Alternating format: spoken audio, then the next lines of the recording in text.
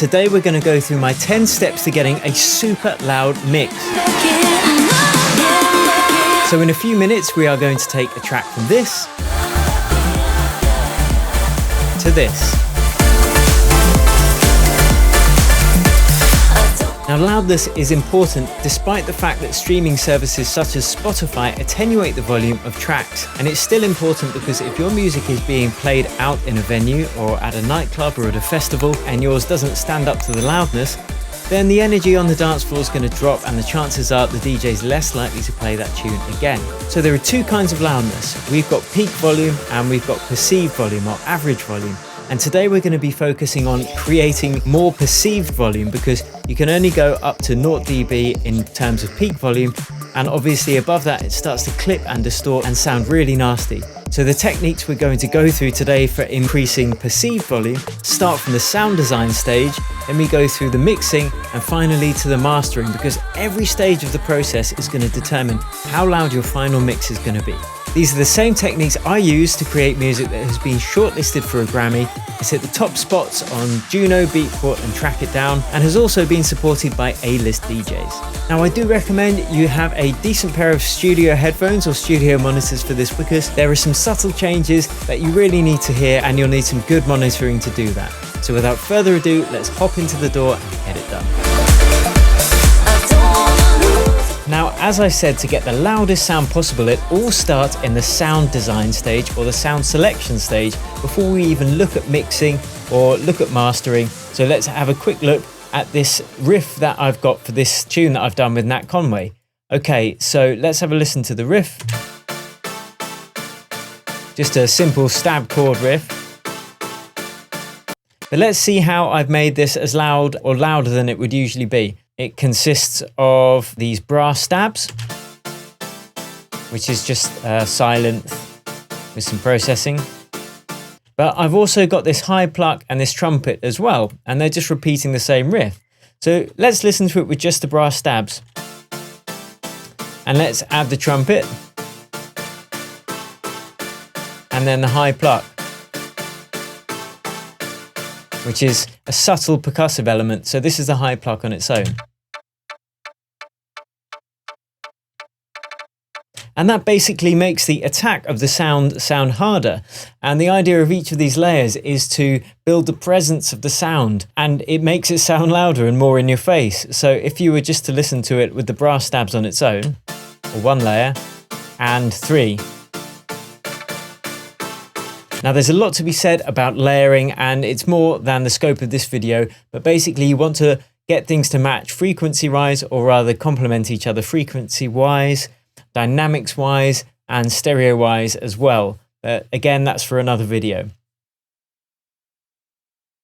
Okay, so now we are in my mix session, so I've got the audio stems bounced down, and let's have a look at this audio editing technique for getting extra loudness. So at the moment we've got a kick and a bass. We've just zoomed in nice and close. Let's look on the master channel. Look, we can see we are clipping here by 0.32 of a dB, but we don't want to clip. Clipping's naughty. So what we can do is zoom right in, and we can start shifting some of this audio around. So we can see the transient of the kick is here. But obviously there's a lot of bass energy going on as well. I mean, look at the amplitude of this bass wave. And that's causing the master channel to clip. So if we drag this bass across whilst looping it,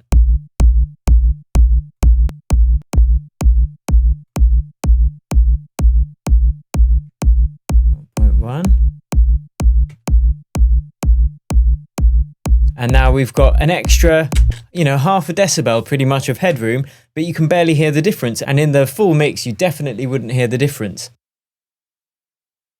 Okay, so point number 3, we move into the mixing stage. And this is one of my favorite ways to get things sounding loud. It's basically saturation and harmonic excitement. Let's loop the drums and let's see where they're peaking. Because remember, we're wanting to increase perceived volume, not peak volume. So it's peaking at about minus 20.1. So I'm going to show you 3 of my favorite saturators as well. And the first of which is this Reviver by Fielding DSP. I'm going to show you the difference it makes. So let's pump up these third order harmonics. Sorry. We'll turn it off. And you can hear how much fatter it sounds. You can also layer saturators. So a second one that I absolutely love, and I use this all the time, is the Oxford limiter, but it's got this enhance curve slider on it, which to my ears does exactly the same as the inflator, although the guys told me that that's not the case, but that's what it sounds like to me. So let's just pump up this enhance curve. See how much crisper and louder it sounds. That's with it off, and now with it on. So it's the same peak volume, but listen how much louder that sounds. Okay, loudness rule number 4. And this is where we EQ out unwanted low-end frequencies, because quite often sounds have lots of low-end energy that we can't even hear because it's maybe sub 40 or 50 hertz. But what that's doing is taking up a lot of extra headroom in your final mix, which means that you can't push it so loud because it's going to start distorting. This is our drums again, and you can see there's all this low-end energy. So if we just roll off, obviously that's way too much. Take it down. We roll off at about 50 hertz and there's no difference. There's no audible difference, right? But we've just created a couple of dB extra headroom that we can then bump up on the master channel. Okay, loudness tip number 5. We're going to be doing surgical reductive EQ. So let's look at what I mean by reductive surgical EQ. What you need to do is create a bell curve with quite a narrow Q curve, and bump it up, not so high that you're going to hurt your ears, and then sweep through the frequencies until you hear something that really kind of resonates and almost hurts your ears. And then when we find it, we're going to notch it down a couple of dB.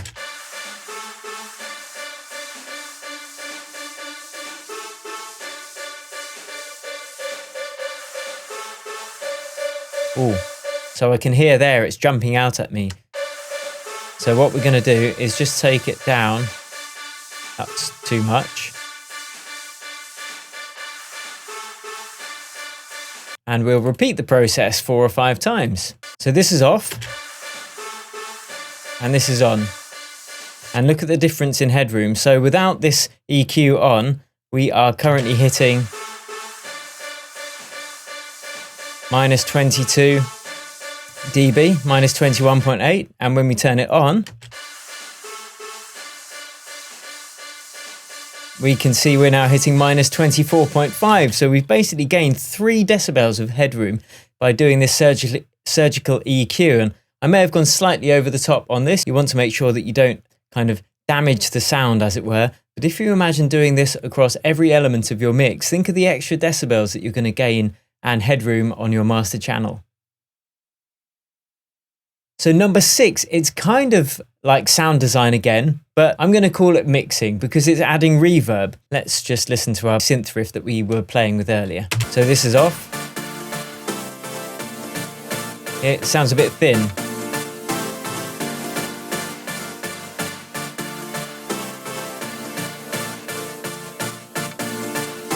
So using reverb is a great way to give more size to your mix and just make it sound louder and more present. So number 7 is compression, and I'm sure most of you have heard of this, but let's have a look at how it can make your sounds sound even louder. So we've got our main vocals here. This is Natalie singing with her beautiful voice. Okay, it's now peaking at minus 15.7. So let's have a look at the compressor and what it does.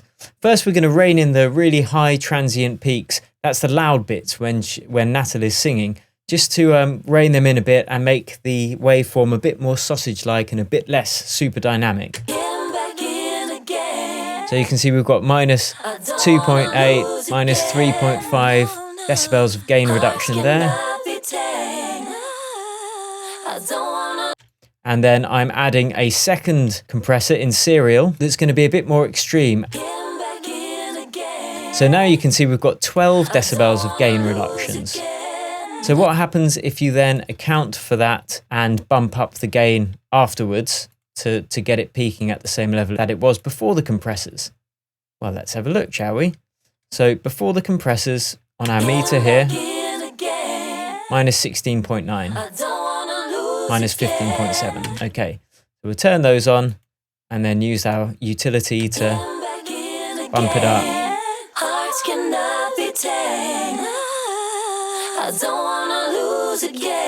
So this is with the compressors off, and this is with them on.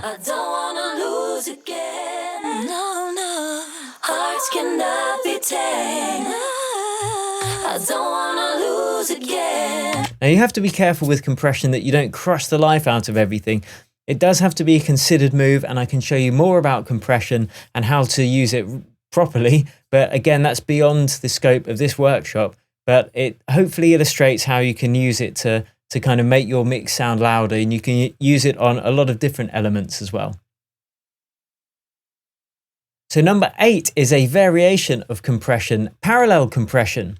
So what it basically is when you're sending a portion of each sound that you want to have compressed into a dedicated parallel compression channel, and you're really compressing it, quite hard. And then you can mix that in to the dry signal, and it's not crushing the life out of the dry signal. So it just gives you more control.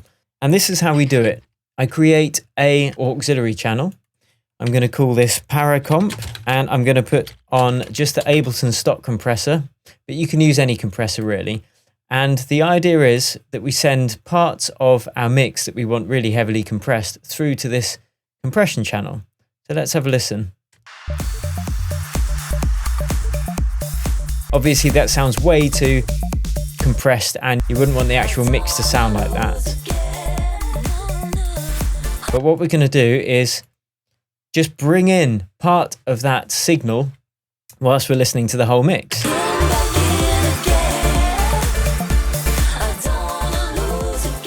So now let's bring in the compressed signal.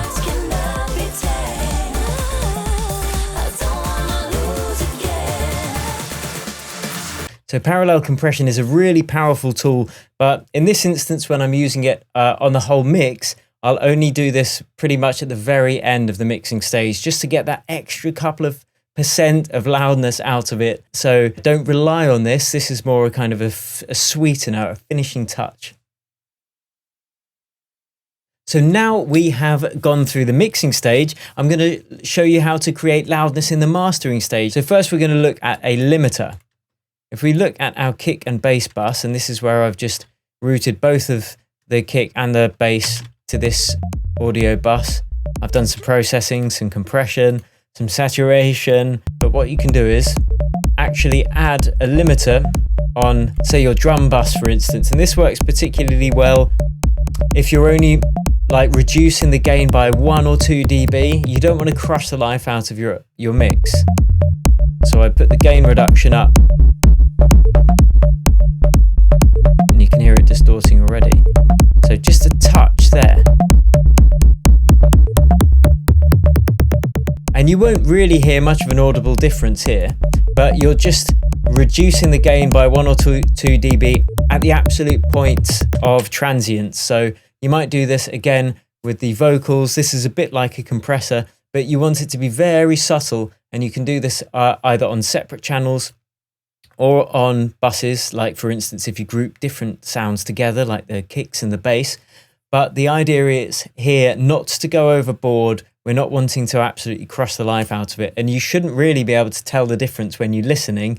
But what it will do is when everything comes together, again, it's just an extra dB or so on the headroom for the master channel, so we can bump up the mix. I'll go through every stage of the mastering on this track, but just really quickly. First is the EQ, and you can see I've done exactly the same I was doing on the other things, which is basically take off the low end under 30 Hertz and the high end above about 16.5 kilohertz.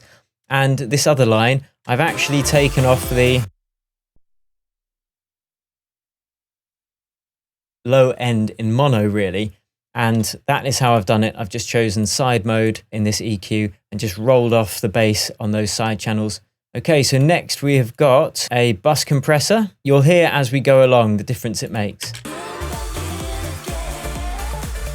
And with the bus compressor, it's just, again, bringing in those peaks, smoothing out the mix. It's quite subtle. Then we've got a multi-band compressor, which gives you control on the different bands. Like we've got sub bass, bass, high mid-range and high frequencies. And then we've got another compressor, this Pugue Child. Before finally, 2 limiters. So again, just a little bit of gain reduction on here. And then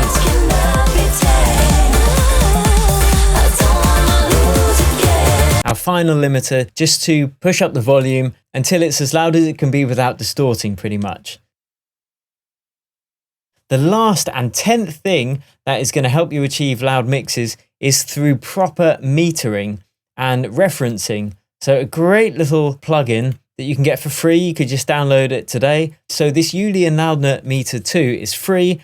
And what it does is measure your average loudness in LUFS. And the beauty of using this loudness meter is that you can load in a reference track, load it into your DAW, stick one of these loudness meters on it and measure it. And then you will have a kind of a goal to aim towards. If you go through every stage of creating a loud mix, from sound design all the way through composition, all the way through mixing and mastering, you can get pretty close. You can get a comparable mix that's going to absolutely rock those clubs, rock those festival stacks when it's played out by the DJs. So there you have it, guys. They are my 10 techniques to getting your mixes as loud as possible. And thanks to you guys for watching. I really hope you've enjoyed it. If you want to learn more about producing and mixing professional quality electronic dance music, don't forget to check out my channel EDM Tips, or pop over to my website edmtips.com.